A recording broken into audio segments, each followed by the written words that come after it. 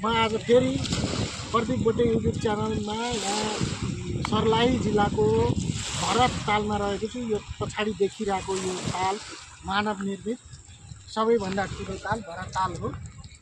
यो ताल अहिले ताल बन जति प्रख्यात छ त्यति नै बनाउने जो संस्थाका व्यक्तिहरू हुनुहुन्थ्यो, मेयर बागमती नगरपालिकाका मेयर तथा उपमेयर लगायतका पदाधिकारीहरू अहिले अख्तियारको नजरमा पर्नु भएको छ। उहाँहरू विवादमा पर्नु भएको छ।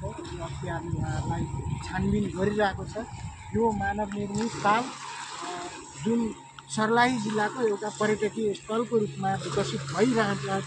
अझ पनि यस क्षेत्रको यो भवन देख्न सक्नुहुन्छ। अहिले यो बन्दै गरेको यो पनि अलपत्र जस्तै अवस्थामा छ।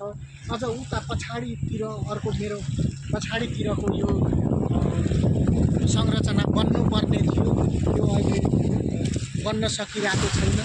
यहाँ राज्यको यति ठुलो ढुकुटी प्रयोग भएको छ र पनि यो ताल अहिले लगभग पर्यटकलाई जति आकर्षित गरिरहेको छ त्यति नै विवादमा पनि रहेकोले यो ताल संरक्षण हुन आवश्यक छ। राज्यको सम्पत्ति हो, यो चाहिँ निरन्तरता पाउनुपर्छ।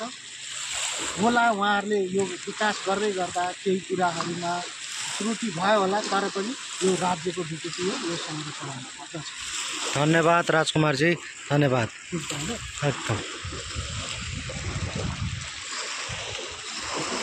सबै चाहिँ